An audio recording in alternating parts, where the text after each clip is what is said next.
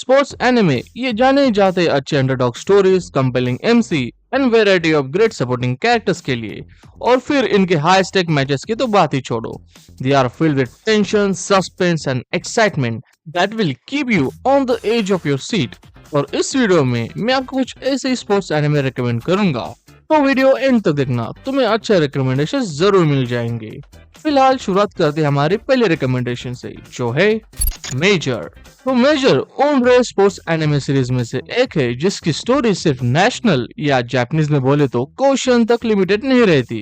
ये एक coming of as story है जहाँ पे हम इस सीरीज के मेन कैरेक्टर होंडा गोरो को फॉलो करते हैं, जो अपनी जर्नी की शुरुआत करता है from the little league baseball to middle and high school baseball, और फाइनली ये सीरीज प्रो लेवल तक जाती है from minor to major league professional baseball. Even आपको बेसबॉल वर्ल्ड कप भी देखने को मिलता है। अब इस एनिमे के कुल मिलाकर 6 सीजन है with 25 to 26 episode per season, और इसके कुछ ओवी एपिसोड है और एक मूवी है जो स्टोरी वाइज बहुत ही इंपॉर्टेंट है। तो हो सके तो इनको स्किप मत करना, आपको यहाँ पे एक कंप्लीट स्टोरी देखने को मिलती है। And I must say that Major is one of the best sports anime out there। वैसे मेजर का सीक्वल एनिमे सीरीज भी निकला है मेजर सेकंड के नाम से, जहाँ पे होंडा गोरो के बेटे डाइगो मेन कैरेक्टर है। मैंने इसका सिर्फ पहला सीजन ही देखा है और मुझे वो ठीक ठाक ही लगा। इस kind of like Boruto situation, जहाँ पे फैंस ने सीक्वल का डिमांड तो नहीं किया, फिर भी उनको मिल गया। But hey, at least Major Second is way better sequel than Boruto. Calm down Boruto manga readers, मैं एनिमे की बात कर रहा हूँ यहाँ पे। खैर, moving on to our next sports manga recommendation, जो है अहिरु नो सोरा। अब हाइक्यू की तरह अहिरु नो सोरा में भी एक छोटी हाइट वाला मेन कैरेक्टर है, जो स्पोर्ट्स लाइक बास्केटबॉल में एक ह्यूज डिसएडवांटेज कंसीडर किया जाता है। लेकिन इन दोनों एनिमेस की सिमिलरिटी बस इतने तक ही है, क्योंकि this anime is all about the bunch of rejects and misfit characters. Her character की अपनी प्रॉब्लम्स एंड स्ट्रगल्स है, और मेन कैरेक्टर सोरा की तो बात ही छोड़ो। There comes a point जब आपको लगता है कि everything is going well for the team, but suddenly they hits the rock bottom, and brother, in that moment, you really feel bad for Sora and the members of basketball team। इस anime का human drama मुझे बहुत ही पसंद आया, and it's done pretty well in my opinion। ये anime काफी realistic approach रखती है with basketball, similar to Slam Dunk. Ahiru no सोरा भी बास्केटबॉल के टेक्निकल एस्पेक्ट्स को बहुत ही अच्छे से दिखाता है। लेकिन बॉस, ये एनिमे बहुत ही ब्लैंड और लाइफलेस फील होता है। आई मीन बेसिक एनिमेशंस की तो बात ही छोड़ो, मोस्टली आपको स्टिल फ्रेम्स ही देखने को मिलेंगे। शुक्र है कि इस एनिमे की स्टोरी और कैरेक्टर्स बहुत ही गजब है, वरना इस एनिमे को रेकमेंड करना इज अ डिफिकल्ट टास्क। क्योंकि भाई सकामोटो डेज के डिसेंट एनिमेशन क्वालिटी पर फैंस कंप्लेन करते हैं, तो इस एनिमे के तो बात ही छोड़ो। वैसे इस एनिमे के सीजन 1 में कुल मिलाकर 50 एपिसोड है, और मुझे लगता कि we are gonna see season 2 any time soon. But trust me, अगर सिर्फ एनिमेशन को थोड़ा साइड कर दो, then this is the one of the best sports anime of all time। और ये मैं हल्के में नहीं कह रहा, I really mean it। Anyways, तो आगे बढ़ते हैं अगली स्पोर्ट्स एनिमे रिकमेंडेशन की तरफ, and that is Baby Steps। अब इस एनिमे के बारे में मैं क्या ही बोलूं। This sports anime has everything। A genius hardworking protagonist who uses his brain and brawn to win matches, check। Great supporting characters, check। Intense matches जो आपको instantly hook कर दे, check। Top tier rivalry, check। And well handled romance, check। अब और कुछ कहने की जरूरत है मुझे इस एनिमे के बारे में?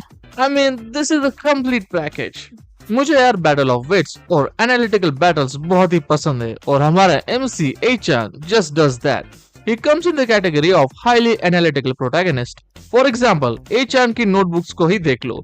He records everything in it, like his training session, उसके opponents की strength and weaknesses, उनकी techniques, और इवन देयर स्मॉल हैबिट्स। और ये सब तो छोड़ो, भाई ने टेनिस बॉल की ट्रैजेक्टरी को भी स्टडी किया है। इवन आप कह सकते हो कि इस एनिमे की मैचेस मोर सो माइंड गेम्स ओरिएंटेड है। और बॉस, मुझे ये मैचेस देखने में बहुत ही मजा आया। और ऐसा भी नहीं है कि एचन कंप्लीटली ओवरपावर्ड है। He initially lacks the physical strength, and because of that, he can't execute his game plan that comes up in his head। और ऐसा भी नहीं है कि सिर्फ एचान ही अकेला बंदा है जो अपने दिमाग का यूज करता है। वी हैव यू नाबाए, जो एक और एनालिटिकल टेनिस प्लेयर है लाइक एचान, और जो एचान की one of the main rivals में से एक है। और भाई, इन दोनों के मैचेस तो देखने लायक होते हैं, जो आपको नेक्स्ट लेवल का मजा दिलाता है। बस बुरी बात यह है कि there are only 2 seasons with 25 episode per season. and it doesn't adapt the whole story of the manga. तो स्टोरी का एंड जानने के लिए आपको मांगा ही पढ़नी पड़ेगी, क्योंकि मुझे नहीं लगता इसका सीजन 3 कभी आएगा। एनीवेज, चलो आगे बढ़ते हैं अगली एनिमे रिकमेंडेशन की तरफ, जिसका इंग्लिश टाइटल है run with the wind. This anime is about the sport called running, specially long distance running relay marathon. आपको यूजुअली इस स्पोर्ट्स पर बहुत ही कम एनिमे देखने को मिलेंगी compared to baseball, basketball and football. Anyways, इस एनिमे की स्टोरी फॉलो करती है काकेरू कुरेहारा को, जो एक फॉर्मर एस रनर था सेंदाई जोसे हाई स्कूल का। And one day his 4th year senpai Kiyose Haiji Kakeru को मनवा लेते हैं to live with him in Chikuse so along with 8 other students। और उसके बाद हाजी सेनपाई काकेरू को यूनिवर्सिटी के ट्रैक क्लब में भी ज्वाइन करवाते हैं। And why he wants Kakeru to join his team, उसके पीछे की बैक स्टोरी आपको पहले ही एपिसोड में मिल जाती है। खैर, हाजी सेनपाई का गोल है टू जॉइन एंड विन हाकोने इकिदेन यानी relay marathon, and that's how the story begins with clear objective. But the thing I like the most about this anime is its deeper thematic meaning, its philosophy, the way this anime gives so much care to each character and their personal growth, and of course the teamwork। क्योंकि boss जो team बनती है ना, उसमें हर तरह के हीरे हैं, जैसे कि मांगा ओटाकू, धुआं उड़ाने वाले और राजू रस्तोगी टाइप। हाँ, जैसे कि तुमने गेस कर ही लिया होगा, this is indeed a ragtag team. But as the story progress you will get attached to this characters, क्योंकि आप उनकी पर्सनल प्रॉब्लम्स और इनसिक्योरिटी से काफी रिलेट कर पाते हो। और भाई, इसके एनिमेशन क्वालिटी के तो क्या ही कहने, आखिर प्रोडक्शन आईजी ने इस पे काम किया है। और इनके हर स्पोर्ट्स एनिमे सीरीज में आपको टॉप टियर लेवल के एनिमेशन देखने को मिलेंगे, अगर आवाशी को छोड़ दो तो। खैर, इसके टोटल 23 एपिसोड्स आए हैं और ये एनिमे आपको एक कंप्लीट स्टोरी ऑफर करती है, तो मुझे नहीं लगता कि आपके पास कोई रीजन बनता है to not watch this anime. तो फाइनली आगे बढ़ते हैं हमारी आखिरी रिकमेंडेशन की तरफ, और ये एनिमे मेरे टॉप 3 स्पोर्ट्स एनिमे की लिस्ट में आता है, जिसका नाम है आशिता नो जो, और जिसे इंग्लिश में टुमारोज जो भी कहते हैं। ये एनिमे क्लासिक मास्टरपीस है और इसकी गिनती one of the most influential classic anime की लिस्ट में होती है। I mean, आशिता नो जो के रेफरेंस आपको बहुत सारे एनिमे और मांगा में दिखेंगे, क्योंकि आशिता नो जो डीपली रूटेड है इन जापानीज पॉप कल्चर। आपने कुछ साल पहले मेगालोबॉक्स नाम का एनिमे तो देखा ही होगा। उस एनिमे को बनाया गया था आशिता नो जो मांगा की 50th एनिवर्सरी को ट्रिब्यूट देने के लिए, और वैसे मेगालोबॉक्स था एक futuristic reimagining of the original story of Ashita no Joe. तो आशिता नो जो की स्टोरी फॉलो करती है याबुकी जोको, हु इज अ ट्रबल डेलिंक्वेंट। जोको हम एक एंग्री यंग मैन वाला कैरेक्टर कह सकते हैं, और इस एनिमे की story is all about him finding the meaning and purpose of his life through the brutal world of boxing. देखो बॉस, जो तो मेरा फेवरेट कैरेक्टर है, बट ये एनिमे कंप्लीट नहीं लगता अगर इसमें the legend, the myth Rikishi Toru जैसा कैरेक्टर ना होता। जो और रिकिशी जैसी ग्रेट राइवलरी बहुत रेयर देखने को मिलती है।